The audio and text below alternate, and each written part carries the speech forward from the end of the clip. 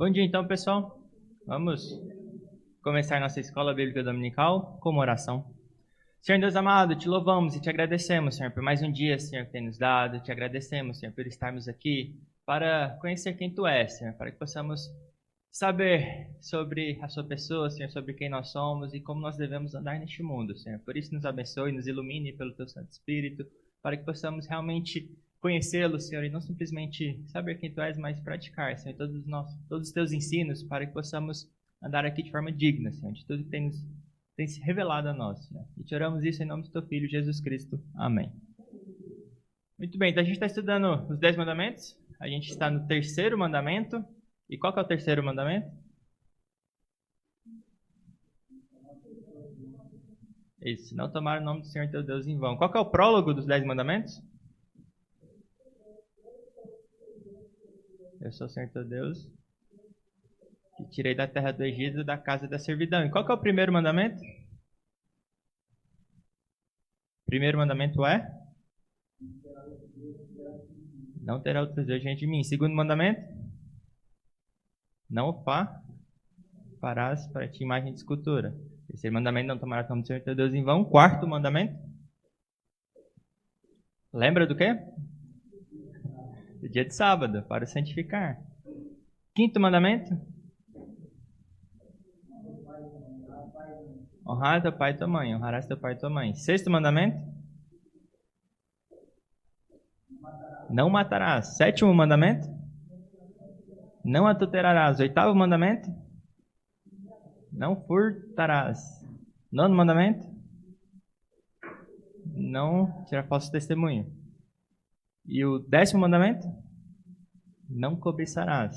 Muito bem. Então esta é a lei do nosso Deus, que é uma lei que serve para quê? Para permanecermos em liberdade, para que possamos andar da forma correta pelo qual o nosso Criador nos criou. Não é uma lei que nos restringe, muito pelo contrário. Eu sou o Senhor teu Deus que tirei da terra do Egito, da casa da servidão. E essa é a forma que vocês têm para permanecerem livres. Então, nesse domingo passado, a gente viu sobre o terceiro mandamento. A gente começou a ver sobre o terceiro mandamento. A gente viu, na verdade, primeiro, o que é nome, o que significa nomear as coisas, como isso está ligado à autoridade, como está ligado à pessoa em si, à personalidade, a quem ela é, quem ela faz, o que ele faz, como está ligado à reputação da pessoa, à autoridade, ao nome de Deus, como isso se refere também à fama, né, e à responsabilidade que tem. A gente viu sobre a glória do nome, né? Então, o que é glória mesmo? O que significa glória? Por que a gente vai dar glória ao nosso Deus? Ou glória ao nome? Peso, né? Não é algo frívolo, não é algo banal. O nome de Deus não é algo comum, profano. É algo que tem peso, que é relevante, que a gente não diz de qualquer maneira. E a gente começou a ver então que o terceiro mandamento fala, antes de mais nada, que a gente não deve pronunciar. A gente não deve falar o nome de Deus de forma vã, de forma vazia, de forma sem conteúdo, que não tenha peso nenhum. E a gente viu também sobre Cristo, sobre o nome de Cristo, como isso também está relacionado ao terceiro mandamento. Afinal, Jesus Cristo é Deus. Ele é Deus também, ele é o Filho de Deus. A gente tem Deus Pai, Deus Filho, e a gente tem que honrar também o Filho. A gente tem que adorar e glorificar também o nome do Filho, da mesma maneira que a gente faz com o nome do Pai. Quem não honra o Filho, não honra o Pai. Quem não tem o Filho, não tem o Pai. E a gente viu também sobre o Espírito Santo. A gente tem que adorar o Espírito Santo? Sim, o Espírito Santo também é Deus, é uma pessoa, não é um poder, não é algo abstrato, mas também é uma pessoa, a terceira pessoa da Trindade. Então a gente deve honras e glórias ao nome do Pai, ao nome do Filho, ao nome do Espírito Santo, certo?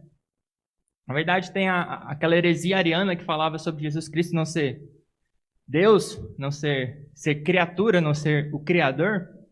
E a resposta que eles davam na época, na verdade, era um canto, né? Eles ficavam cada um do lado do rio e as pessoas que criam na Trindade cantavam glórias ao Pai, glórias ao Filho e glórias ao Espírito Santo, a Trindade Santíssima. Então nós devemos também honrar e glorificar as três pessoas da Trindade. E a gente começa então agora sobre a imprecação moderna. Quem pode ligar o monitor ali, por favor? E o que é uma imprecação? A gente conhece muito os salmos imprecatórios, não é? Quais são os salmos imprecatórios? O que é um salmo imprecatório? O que é uma imprecação? Está escrito aí também, né? Imprecação são o quê? Expressões que invocam o juízo de Deus, tá? Que trazem Deus para julgar alguma causa, muitas vezes condenatória, né? Que Deus venha e traga juízo a esses ímpios, a essas pessoas perversas. A gente não tem vários salmos que falam para Deus vir e julgar os inimigos de Deus, os que praticam a perversidade? Então isso é uma imprecação. Imprecação basicamente é amaldiçoar usando o nome de Deus, ou Jesus Cristo. Aí a questão é, será que a gente pode fazer essas imprecações? No nosso dia a dia, né? Como é que deve ser, de fato, imprecações? A gente tem uma questão mais comum para os nossos dias, é que a gente tem as nossas interjeições ou exclamações que usam o nome de Deus. É que a gente fala, meu Deus, o Jesus Cristo, e agora? Não sei o que lá. A gente usa muito isso. Isso basicamente, como o autor coloca, é um eco pálido das imprecações. É onde a gente invoca o nome de Deus, invocava-se especialmente em relação a juízo, mas agora acabou se tornando algo mais vazio ainda, onde a gente fala imprecações, fala o nome de Deus, sem querer de fato falar sobre Deus, ou quem é Deus, ou alguma coisa relacionada a Deus. Então, mesmo em situações de choque ou surpresa, quando a gente fala essas interjeições, ele coloca aqui como uma imprecação. Certo? A questão é imprecação moderna. O que isso quer dizer? Então, a gente pode ouvir imprecações também completas nos nossos dias. É quando a gente fala que Deus faça isso ou aquilo se eu não fizer isso. Ou alguma coisa do tipo, ou que cai um raio na cabeça do meu vizinho. Essas imprecações completas também são ditas ainda no dia de hoje. Por mais que a gente tenha mais comumente essas imprecações vazias, interjeições, a gente também tem essas imprecações completas nos nossos dias de hoje. E nos tempos antigos, essas imprecações, esses juízos condenatórios de Deus, o que isso significava? Quando a gente falava que Deus faça isso comigo, ou que aconteça alguma coisa nesse sentido, isso geralmente a punição para se você não cumprir o que você estava falando ali, era o quê? Era morte. Era exatamente o que você falava, né? Que cai um raio lá, o que faça aquilo lá. A punição é, se eu não cumprir o que eu vou fazer, que Deus faça algo comigo se eu não cumprir isso que eu estou falando. Você está falando que nos tempos antigos, quando se fazia um contrato, um tratado, você separava animais no meio. E a forma de celebrar um contrato era passar no meio desses animais cortados. Porque o que isso simbolizava?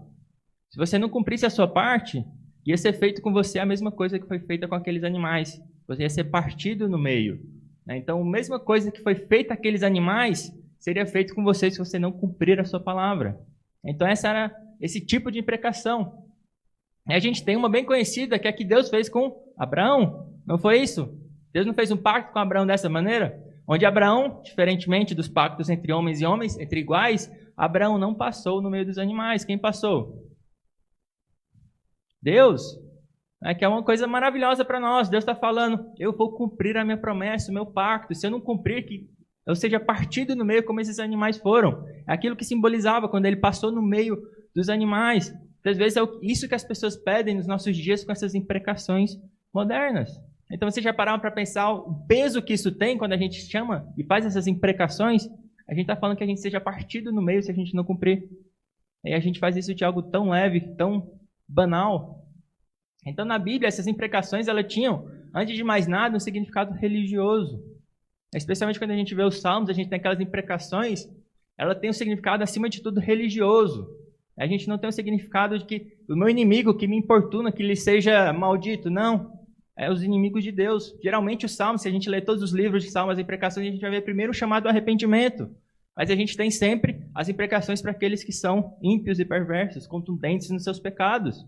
Toda vez que a gente fala, Maranata, Senhor Jesus, o que a gente está falando? Vem o Senhor Jesus, o que vai acontecer? O juízo. A gente também está falando, de certa maneira, uma imprecação. A gente está chamando o juízo de Deus para que ele aconteça naquela hora. E todos os que não se converteram serão condenados, serão partidos ao meio, por assim dizer. Sofrerão a punição pelos seus pecados. E hoje, então, muitos usam o nome de Deus nessas interjeições sem pensar realmente em Deus ou no seu nome. É mesmo que não tenha na mente a imprecação de fato, o juízo condenatório de Deus, ele está usando de forma vã. E o que é vão? Vazio. Então a gente está falando o nome de Deus, onde a gente não está querendo se referir a Deus, onde a gente pouco se importa com de fato quem Deus é. E a gente acaba falando isso várias e várias vezes, algo muito comum no nosso meio também. Não são expressões que saem da nossa boca sem a gente pensar. Então é um bom momento para a gente parar a refletir Será que a gente deve fazer isso? Será que não tem outras formas de a gente expressar melhor os nossos sentimentos, os nossos pensamentos, ou as nossas intenções?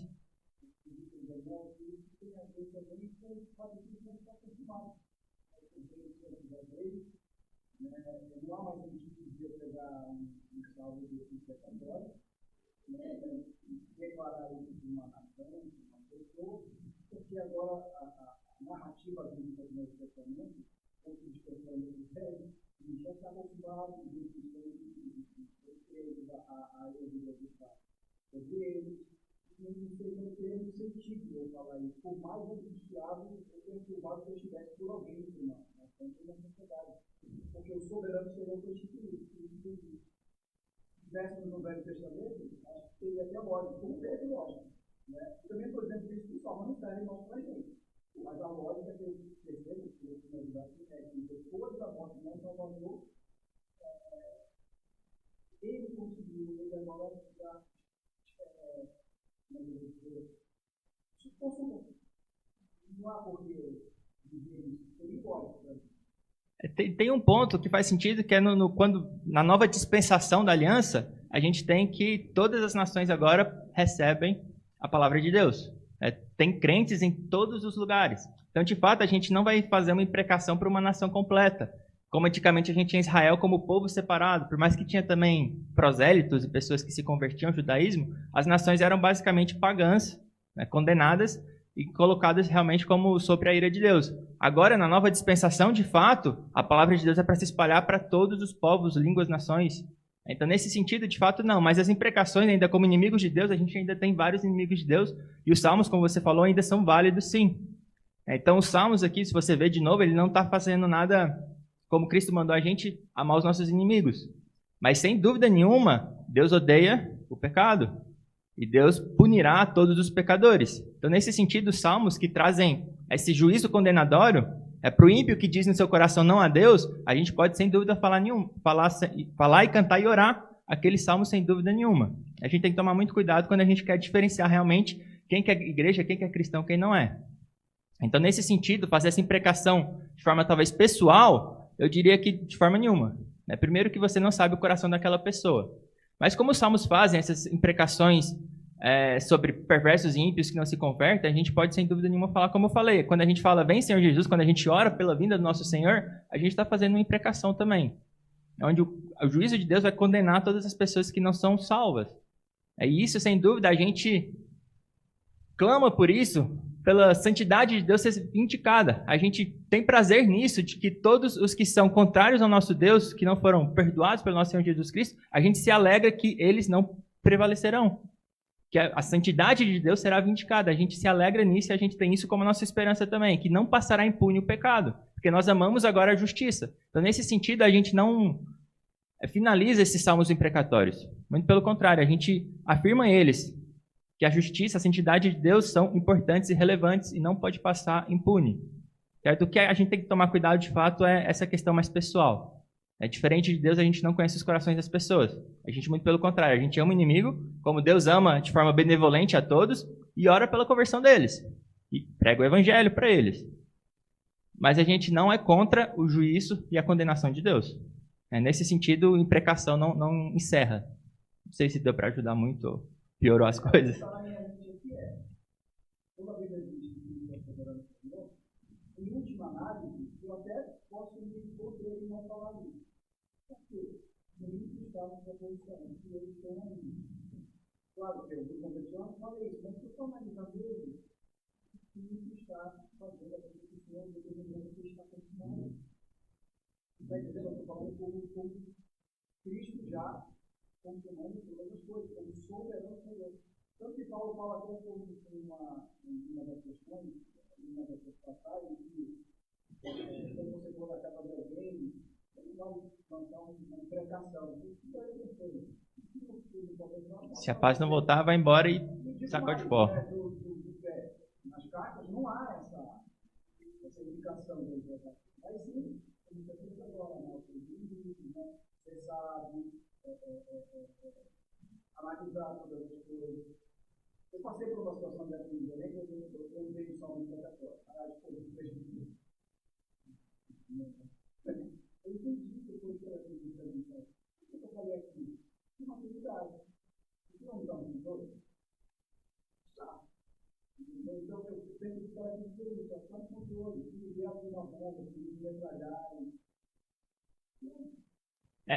Veja bem, né? Deus é soberano mesmo no Velho Testamento, né? Então, nesse sentido, não muda nada. E vamos pegar o caso de Paulo, por exemplo. Paulo, toda vez que ele era afligido, pessoalmente, o que ele fazia?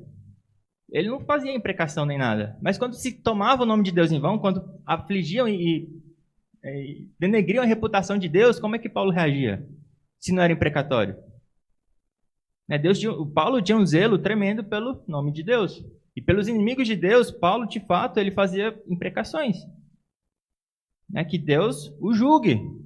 Paulo fazia isso quando se afligia o nome de Deus. Agora, quando ele era perseguido, o nome dele estava sendo jogado no lixo, o que ele fazia?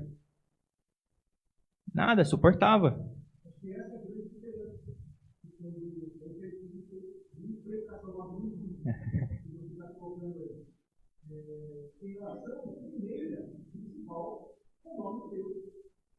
E às vezes o que acontece é quando as pessoas nos ofendem ao nosso nome, exaltando o nosso nome.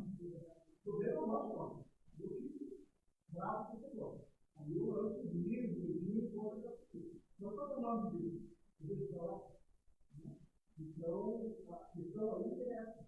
O nome de Deus, e o ponto que a gente precisa sempre lembrar, que você vai propor agora, nós não podemos fazer uma divisão de um antigo para o novo. Deus é diferente do antigo, e Deus depois do Cristo, ele é diferente agora. Não Deus mesmo, não Deus eternamente. Então, Deus agia nesse pensamento de uma maneira e outra da mesma. Cristo estava lá no tempo, Deus não está. Ele ficou constante de Deus, ele está acostumado para uma outra questão aí, né? Que a gente primeiro vai pôr. Mas nós não podemos ter essa divisão de no Antigo Testamento Deus era bravo, é a lei, e no Novo é a graça, e Deus é bonzinho. Só uma curiosidade também que eu queria trazer, quando a gente prega sobre o inferno, a gente pode pregar sobre o inferno? Se a gente pegar o Novo Testamento, quantas vezes Paulo falou sobre o inferno? Eu acho que nenhuma. Diretamente, pelo menos. Agora, sabe quem mais falou sobre o inferno no Novo Testamento? Jesus Cristo. Ele não deixava de pregar o inferno, a realidade da condenação daqueles que profanavam o nome de Deus. Então, isso é algo que a gente deve fazer também. E um ponto interessante ainda, essa questão de imprecação, a gente vê a diferença entre os cristãos e os pagãos. Esse aqui, eu não pus a fonte do autor lá, que ele coloca que muitos pagãos, na história, eles temiam os seus deuses, a ponto de não praquejarem, não usarem o nome do Deus deles em vão. Eles tinham cuidado e um zelo pelo nome com medo daquele Deus. De usar o nome daquele Deus de qualquer maneira e aquele Deus, na verdade, vinha impunir ele, ou qualquer coisa nesse sentido. Eles não praquejavam, como muitas vezes os cristãos praguejam, e usam o nome de Deus dessa forma vã. Então a gente tem que tomar bastante cuidado nesse sentido, em ter o nome do nosso Deus com toda a glória devida, não usar ele de forma vã. Mais algum ponto nessa parte de imprecação? A gente pode e deve também expressar nossas emoções, enfatizá-las de várias maneiras. A gente tem vários recursos linguísticos que podem nos ajudar a nos expressar melhor. E a gente não precisa usar o nome de Deus para isso. A gente não precisa colocar essas interjeições, exclamações que usam o nome de Deus para expressar as nossas emoções, o nosso choque, a nossa surpresa. A gente tem outros recursos que a gente pode usar para fazer isso. Não é necessário praguejar. Da mesma forma que a gente veste, por exemplo, boas roupas para vir aqui à igreja, a gente reveste o que a gente tem de melhor, na verdade. A nossa linguagem também ela tem que ser da melhor forma, especialmente quando a gente se refere a Deus. Não é isso que Paulo fala aos Efésios, que toda a nossa palavra seja o quê? Transmita graça, não seja algo frívolo. Então, da mesma forma que a gente usa as nossas melhores roupas para vir à casa de Deus, toda vez que a gente fala o nome de Deus, a gente tem que usar a melhor linguagem possível também, e não fazer isso de forma frívola, de forma inútil. Então, a linguagem transmite graça também. Certo? Então, passando da imprecação, a gente tem outro ponto, que é tomar o nome de Deus em vão por meio da exibição de poder. Então, o que é isso? É quando a gente quer que o que nós queremos seja considerado com mais peso. Então, o que a gente faz? A gente pega o nome de Deus e coloca a nossa vontade. Então, Deus está falando isso para você, mas, na verdade, a sua vontade colocando como se fosse a vontade de Deus. Você está fazendo isso como exibição de poder. Então, muitas vezes, com boa intenção. É o que Paulo fez quando ele perseguiu a igreja. Ele falou que estava perseguindo por quê? Por um zelo. Zelo por Deus. Zelo pela palavra de Deus. Zelo pelas coisas de Deus. É isso que ele afirmava. Por isso ele perseguia os cristãos, perseguia a igreja e condenava aqueles cristãos à morte. Mas não era a vontade de Deus. Ele estava pondo a sua vontade, pensando que os cristãos estavam blasfemando contra Deus, estava colocando a sua vontade como se fosse a vontade de Deus e usando o nome de Deus para dar peso à sua vontade. E muitas vezes a gente faz isso hoje. A gente coloca a nossa vontade como se fosse a vontade de Deus. Mas vocês têm certeza que tudo que vocês falam que a vontade de Deus é de fato a vontade de Deus? Então tomem bastante cuidado quando vocês falarem alguma coisa que é a vontade de Deus, se realmente é a de Deus ou é a sua. Se isso realmente está na Bíblia, se está na palavra de Deus. Como eu sempre falo aqui, os 10 mandamentos, a palavra de Deus como um todo, nos dá bastante liberdade. Bastante liberdade. Ele proíbe algumas coisas, mas nos dá bastante liberdade. E muitas vezes, os fariseus modernos, como é dito, os legalistas, eles acabam impondo limitações, falando que é a vontade de Deus, mas não é a vontade de Deus. Está usando o nome de Deus para dar peso à sua vontade. Eu não quero que as pessoas façam isso ou aquilo, ou não sei o que lá. Isso é um choque para mim, então eu coloco que isso está proibido pela palavra de Deus, mas não está. Se Deus não proíbe, quem é você para proibir? Se Deus não falou, quem é você para falar que é obrigatório? Se Deus deixou liberdade, por que você quer restringir a liberdade que Deus deu às pessoas? Liberdade lícita, claro, não libertinagem. Então isso aqui é tomar o nome de Deus em vão para exibir poder. Como a gente tem casos bem famosos, como cruzadas, Inquisição, isso são casos bem famosos em que o nome de Deus foi usado sem de fato ser a vontade de Deus. Então, a reforma, por exemplo, ela é incorretamente vista como uma revolução. É uma revolução como se fosse se opor aos bispos, à igreja da época, como se fosse uma revolução para desligar os laços, quando na verdade foi uma reforma, foi para voltar à tradição.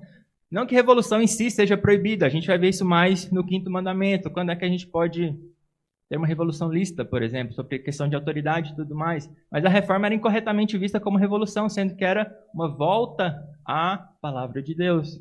Não uma revolução como Revolução Francesa, por exemplo, coisas assim que já aconteceram no nosso mundo. Então esse é um ponto sobre a questão de exibição de poder, mas não apenas institucionalmente. Isso acontece. Cada um pode impor a sua própria vontade afirmando ser a vontade de Deus. E um ponto que eu quero trazer aqui que é bem especial para quem tem filhos também. Quantas vezes os pais não fazem isso?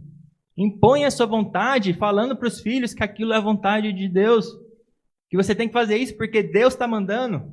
Deus me colocou aqui como autoridade para que você faça a minha vontade. E foi isso que Deus fez. É isso que Deus fez quando colocou o pai para cuidar, deu os filhos como herança e deixou na mão dos pais, para que a vontade deles, dos pais, seja feita. A vontade de qualquer maneira, Então, quanto que os filhos devem obedecer ao pai? Ou como que o pai deve exercer, os pais devem exercer autoridade sobre os seus filhos? Isso, então, é um ponto que é muito interessante. Ou não simplesmente como pai e mãe, Todo mundo que tem autoridade sobre alguém, de alguma forma, tem que tomar cuidado com isso, para não impor a sua vontade como se fosse a vontade de Deus. A gente não tem aqui capricho. Deus, como a gente falou, a vontade de Deus, as leis, os mandamentos de Deus não são caprichos de Deus. Deus não simplesmente deu a lei e me cumpra porque eu sou autoridade. Manda quem pode, obedece quem tem juízo. É assim que funciona? Se Deus deu o seu mandamento, mostrou o porquê, explicou como, falou que o mandamento é reflexo de quê? Do caráter de Deus. Sede santos porque eu quero que sejam. Porque é um capricho meu. Ou sede santos porque eu sou santo. A lei reflete Deus. Reflete quem Ele é o melhor para a nossa vida. Deus dá os mandamentos e explica o porquê. E fala que não são inúteis. Nos dá liberdade entre os pontos. Explica o porquê que a gente não deve fazer isso. Porquê que os pais querem, por capricho, comandar os seus filhos. Isso acontece bastante. A Natália me mostrou uma vez um vídeo de uma mulher falando sobre criação de pais. Ela fala muita coisa boa. Mas em um ponto eu acho que ela erra muito, que ela fala sobre esse ponto, falando que Deus, Ele simplesmente manda e obedece quem tem juízo. E por isso, os filhos têm que obedecer também. Você tem que ensinar os seus filhos a obedecer você inquestionavelmente. Aí eu discordo disso. Não é aquele negócio de querer que ter. Então, se você tem autoridade sobre os seus filhos, você tem que exercer ela com sabedoria. Não impondo o capricho seu, mas que aquilo seja para edificação do seu filho, para o crescimento do seu filho, para que ele cresça em sabedoria, em graça, em estatura também. Certo? Então, bastante cuidado para não usar o nome de Deus para impor a nossa vontade. Isso é usar o nome de Deus em vão, certo? Para dar peso à sua palavra. Então, muitas vezes a gente vê isso quando o nome de Deus é repetido sem parar. A gente tem isso no rádio, nas palavras, nas orações, nas formas quando a gente está falando com os nossos filhos. Quando a gente começa a repetir o nome de Deus sem parar, isso pode ser um indício de uma falsa profecia, por exemplo. Onde a gente está querendo pôr o nome de Deus para dar peso à nossa palavra, dar peso à nossa posição. A gente usa Deus, Deus, Deus, Deus, Deus, mas Deus não está falando aquilo, Deus não tem aquela vontade, né? Deus não está impondo aquilo. A gente acaba usando o nome de Deus várias vezes para dar aquele peso. Isso é um recurso muito usado nos nossos dias que pode indicar, não necessariamente indica, mas pode indicar essa questão de tomar o nome de Deus em vão para exibição de poder.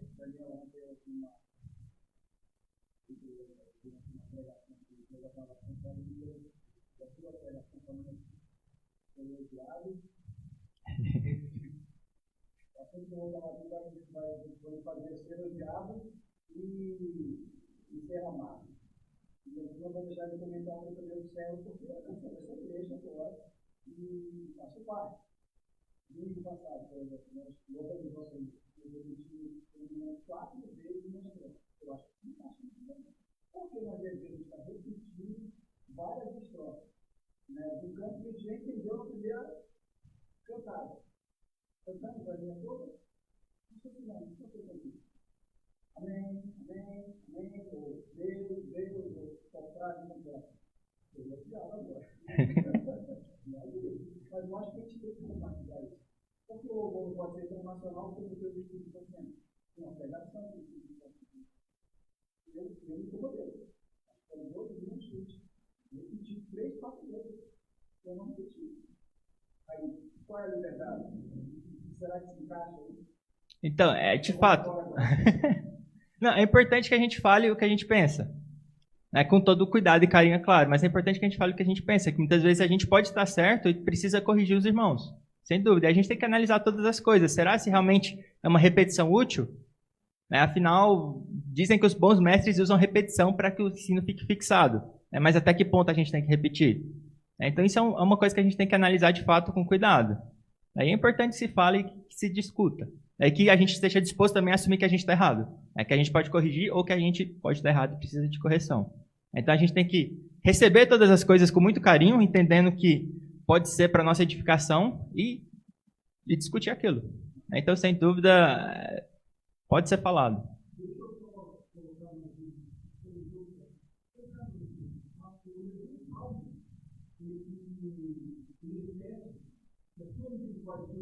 Acho que são 2, talvez, né? Que repete.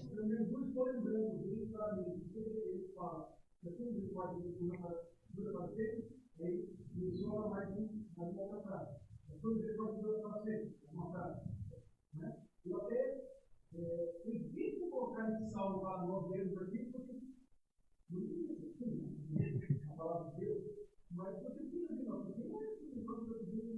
Então, aí nesse salmo é uma ênfase no escritor inspirado para contando, para que vamos destaque, para a situação e para certamente para a glória de Deus, para a pessoa de Deus, os feitos de Deus, lá, Deus, como o Deus que foi Deus. Então, secundária missão, então ela tem o seu objetivo. Então, a missão pode ser o Jesus também, e trabalhar em ter a execução, mas a gente pode admitir, né? E a missão repete, umas 10, 12, 15 vezes, até voltando na parte lá de quando Jesus Cristo fala sobre o Pai Nosso e tudo mais, sobre as vãs repetições, a Natália hoje de manhã estava falando uma coisa que muitas vezes a gente vê a Bíblia, lê as frases assim, a gente não lê tudo. Quando fala assim, não pode ter repetição vã, a gente lê só até não repetição, fala que qualquer tipo de repetição. Não era repetição esse exemplo, a gente está falando sobre juramento, talvez a gente entre em juramento hoje, sobre não jurar o nome de Deus em vão. Muitas vezes a gente pensa que não pode jurar em nome de Deus de forma nenhuma. Aí a gente não leu tudo. Então, será repetição, quando Cristo fala, por exemplo, fala que não pode ter repetição vã, mas não quer dizer que você não vai repetir. A gente vai ler a Bíblia várias vezes, de forma repetida. Isso pode ser útil para nós. Então tem realmente, não é tão simples assim a divisão entre repetição que pode e repetição que não pode, né? Então, de fato, precisa de sabedoria nesse ponto. Certo? Mais alguma questão nessa?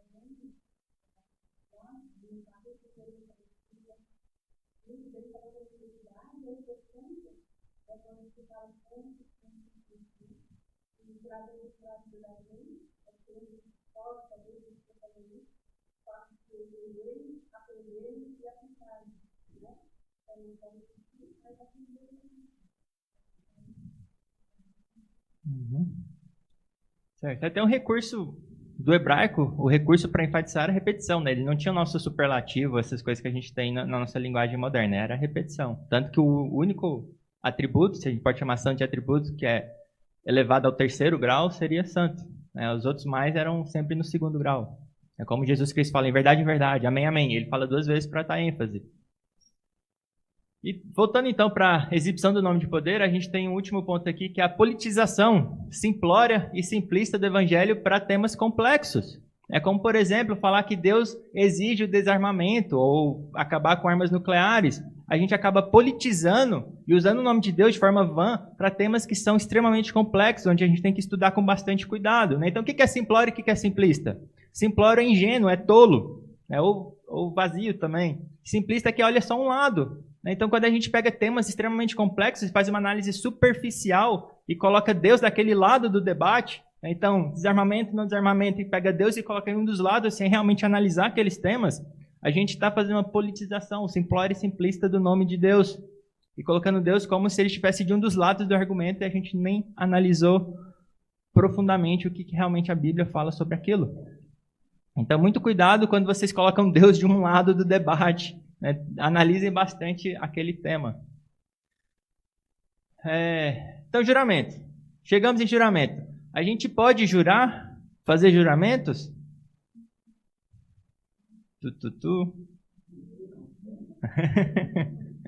Estamos numa disputa. Então, vamos ver agora realmente o que fala sobre juramento. Então, o autor fala aqui que mesmo em sociedades secularizadas, o juramento ainda goza de um lugar proeminente. Mesmo em sociedades modernas, quando a gente fala isso, a gente fala sobre vários recursos jurídicos que a gente tem para fazer tratados, acordos, contratos. Antigamente a gente tinha o quê? Como recursos pactuais? Parte o animal no meio e parte passa no meio. Aquele era o recurso para fazer os contratos. Hoje em dia a gente tem cartórios aí que muita gente briga que por quê, né? Mas tem esses recursos no dia de hoje. Mas mesmo assim o juramento ainda tem um lugar preeminente. Vai num tribunal para ver se não tem o juramento. No Brasil, na verdade, eu não sei. Acho que tem, não tem? Juramento no tribunal. Tem, não tem? Qualquer audiência tem juramento, né? Então, o juramento ainda goza de um lugar proeminente na nossa sociedade. Né? Então, por que isso? Ele também fala que não mais se invoca o nome de Deus como antes. Mas as consequências são sérias ainda. Por exemplo, se alguém vai num julgamento, num tribunal, faz um juramento, testifica e descobre que ele mentiu, o que acontece? É preso, é perjúrio. Isso ainda tem consequências sérias nos nossos dias. Testificar falsamente é crime. Não somente pela palavra de Deus é pecado, mas ainda é um crime. Nem todos os mandamentos de Deus são crimes na nossa sociedade. É como, por exemplo, não adulterarás. Não é crime hoje em dia. É blasfemar o nome de Deus. Não é crime hoje em dia, mas falso testemunho é. Então ainda tem uma consequência bastante séria. Jurar em falso. O que é então juramento ou um voto? Então, o voto ou um juramento, ele apela ao nome de Deus, sendo Deus o que? A testemunha de que a pessoa fala a verdade ou que cumprirá o que ela está afirmando.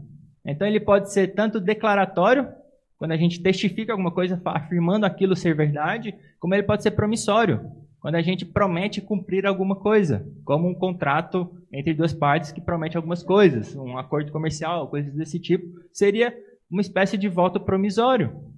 Então, juramentos em tribunais, ou quando se assume cargos e títulos, Né? Quando você é eleito para um cargo ou assume um cargo público, você faz um juramento. Quando você forma, quando você é graduado, você faz um juramento. Né? E aí, esse juramento pode ou não pode? Só um ponto, talvez, a nossa confissão, ela difere um pouco sobre o que é voto e juramento. Ela fala que voto seria simplesmente promissório para Deus, uma promessa em relação a Deus, algo que você fará por Deus ou para Deus. Mas ele fala que é a mesma essência, alguns não têm essa diferença. Na prática, a essência é sempre a mesma. Pode ser, voto ou juramento pode ser algo que você declara como verdade ou que você promete que cumprirá. Então, o que o Catecismo de Heidelberg fala sobre isso? Ele fala, mas não podemos nós, de modo piedoso, fazer juramento em nome de Deus? Ele coloca assim, podemos sim, quanto as autoridades o exigirem. Por exemplo, quando você é colocado num cargo público ou você vai testificar no tribunal, as autoridades exigem esse juramento de você. O Catecismo fala assim, você pode nesse caso. Também você pode para manter e promover a fidelidade e a verdade, para a glória de Deus e o bem-estar do próximo. Então, como é que a gente pode fazer juramento para promover o bem-estar do próximo? Por exemplo, na nossa igreja, quando há uma rixa, alguma discussão sobre algo que ninguém sabe se realmente aconteceu ou não, por exemplo, o presbítero fez alguma coisa, será que ele fez ou não fez? Está aquela dúvida. O presbítero pode vir aqui e jurar, não, foi assim, assim, assim, assim, e trazer o nome de Deus como testemunha para que se acalme os ânimos da congregação? Ele afirma que pode. É para o bem-estar do próximo. Por tal juramento está baseado na palavra de Deus e era praticado com razão pelos santos do Antigo Testamento e do Novo, dos dois testamentos. Não somente no Antigo, mas no Novo também. Onde que na Bíblia repete os 10 mandamentos? A gente tem Êxodo 20, não tem? E a palavra de Deus repete depois em qual? Deuteronômio, capítulo 5. Capítulo 6 fala então sobre... Tem a Shema, né, a famosa Shema, ouve, ó Israel, que a gente já falou aqui várias vezes. E logo depois, Deuteronômio 6,13. O que está escrito lá em Deuteronômio 6,13? Alguém abre e lê, por favor?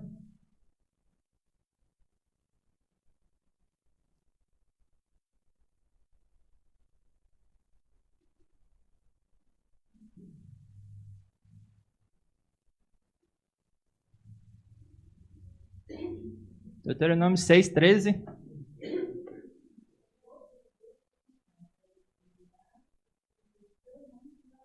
Então Deus está colocando aqui que é pelo nome de Deus que a gente tem que jurar. Agora, será que isso quebrou para o Novo Testamento ou não? O Catecismo fala que não, que isso permanece. Na verdade, o Novo reforçou agora o uso da testemunha. Como assim? A gente agora vai ter que irmão, fala de alguma coisa, não, não, Deus não tem isso. Aí vai lá chamar a testemunha da confirmar para a testemunha. E que nós vamos também gostar da Bíblia.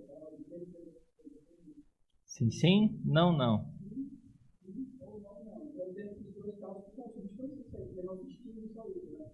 Ele passa alguém dizendo, o nome de Deus não tem. O interessante é que esses...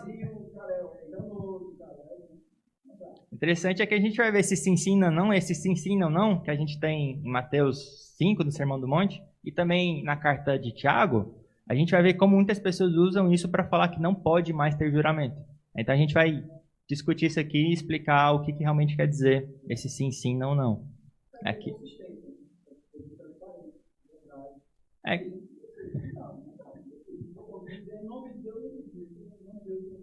Então a gente vai chegar lá, agorinha. O que mais que fala no Catecismo de Heidelberg? Fala que podemos jurar também pelos santos ou por outras criaturas? Podemos? Jurar por alguém? Ou por alguma criatura? Ou por alguma autoridade que está acima de nós? Eu juro pelo meu pai, pela minha mãe? Podemos? Não podemos. Por que não podemos? Todo mundo lendo lá? Não, porque o juramento legítimo é uma invocação a Deus.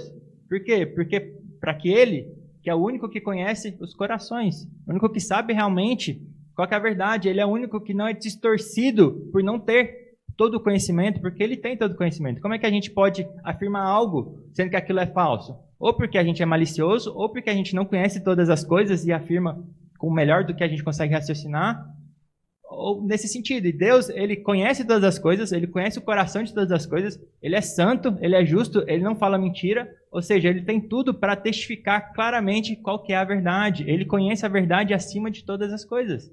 Então Ele é o único que conhece os corações, que testemunha a verdade, e nos castiga se jurarmos falsamente. Ele também tem todo o poder, não só todo o conhecimento, mas todo o poder. Então tal honra não pertence a criatura alguma. A gente vai ver como a gente pode jurar, mas jurar em nome de Deus, não em nome de outras coisas ou criaturas, somente por nome de Deus. E como isso pode trazer também condenação àqueles que juram falsamente, que tomam o nome de Deus em vão. Então, sobretudo, juramentos não devem ser comuns. De novo, a gente não pode usar isso de forma profana, de forma comum, como se fosse uma vírgula nossa para testificar cada coisa que a gente fala. É daí que entra o sim, sim, não, não, que a gente vai ver mais para frente. Então, que os céus me ajudem, que Deus me ajude, ou por Deus eu estou falando que é isso. A gente está usando isso de uma forma muito leve, muito banal. E juramentos, eles são solenes. Eles não são algo que a gente deve ser feito de forma trivial, mas com bastante cuidado. A gente viu no catecismo ali que é para o bem do povo, não é de qualquer maneira. Todas as confissões, a nossa confissão também de fé, eu nem vou ler aqui, ele fala bastante sobre isso também. Ele fala sobre o juramento, como a gente tem que fazer para o bem do povo, não de uma forma trivial, de qualquer maneira. Então a gente não deve fazer isso de forma comum. Enquanto invocamos o nome de Deus para dar mais peso às nossas palavras, a gente está fazendo isso de forma comum. A gente rebaixa o nome de Deus. De novo, a gente pega Deus, jura por nome de Deus para dar, de novo, o peso, uma afirmação mais verídica, né, da nossa palavra. Só que a gente não está simplesmente elevando a nossa palavra como alguma verdade mais absoluta, mas a gente está rebaixando o nome de Deus. Quando a gente fica usando o nome de Deus dessa forma comum, para dar mais peso às nossas palavras. Né? Isso não é para o bem do povo, é para o seu bem, para, sei lá, elevar a sua reputação, por assim dizer, trazendo a reputação de Deus. A gente vai ver mais para frente também sobre como a gente rebaixa a reputação de Deus.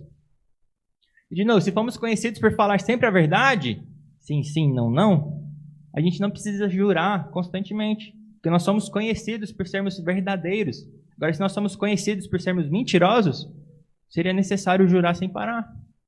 Certo? Então, daí vem o sim, sim, não, não. Então, sobre o conceito errado de juramento. Muitos grupos, como eu falei, eles rejeitam completamente qualquer voto de juramento.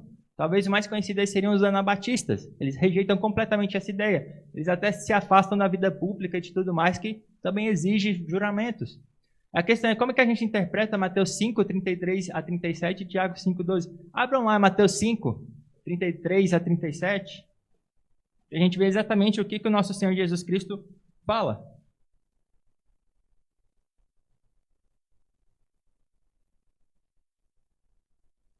Quem achou pode ler, por favor.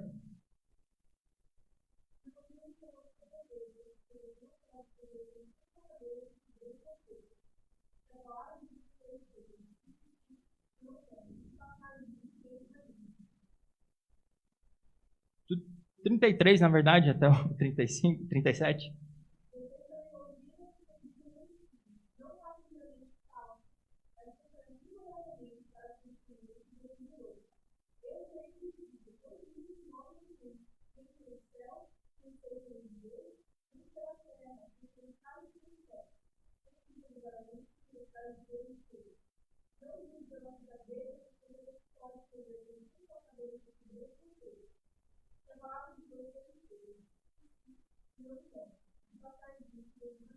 Então, o grande ponto aqui, a tradução é um pouco diferente, mas tem essa parte também bem clara, que o grande ponto que as pessoas usam aqui é que Jesus Cristo fala de modo algum jureis. Aí agora, como é que a gente interpreta isso? A gente pode jurar ou de modo algum jureis?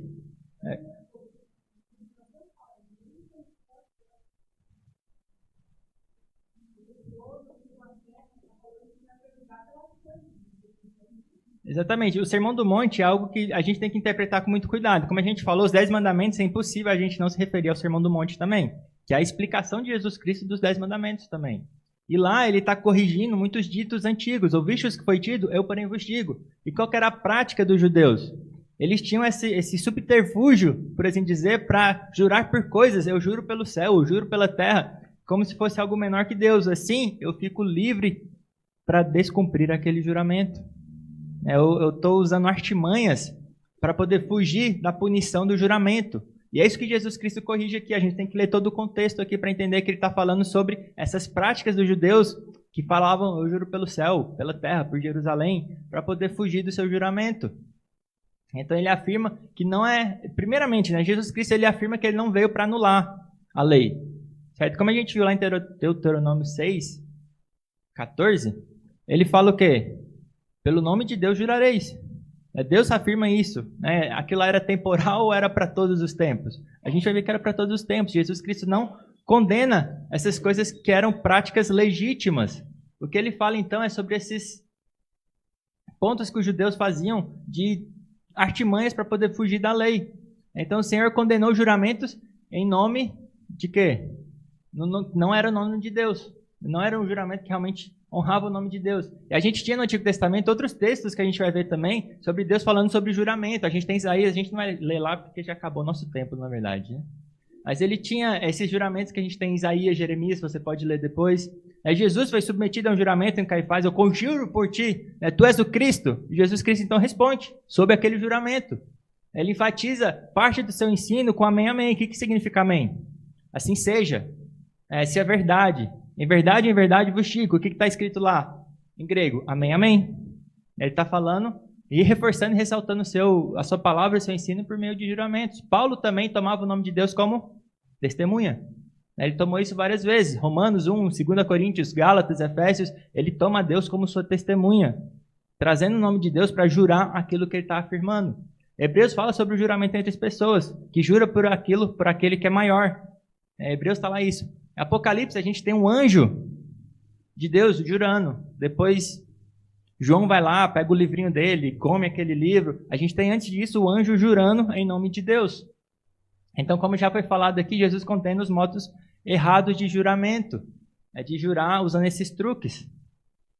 E a questão é que um mundo caído, cheio de mentirosos, os juramentos são necessários. Acabam sendo necessários. O autor até fala, quem acha possível ter uma sociedade sem juramentos, troca realismo por idealismo. Onde juramentos são úteis para promover o bem dos irmãos, por exemplo, como a gente já falou. Então, juramentos, existem a forma correta de fazer juramentos. E a gente vai detalhar depois, na próxima aula, que não dá tempo, sobre a seriedade do juramento também, e outros pontos mais sobre o juramento. Mas o ponto que eu quero acabar e encerrar é esse. Existe uma forma correta de jurar. E que isso pode trazer benefício para o povo de Deus. Então, nós não somos impedidos de jurar. A gente vai ver depois dificuldades com juramento oficial sobre políticos, por exemplo, que juram fidelidade à Constituição, por exemplo. A gente vai ver isso com mais detalhes domingo que vem, mas existe uma forma correta de jurar. Depois a gente discute mais. Algum ponto mais que alguém queira falar?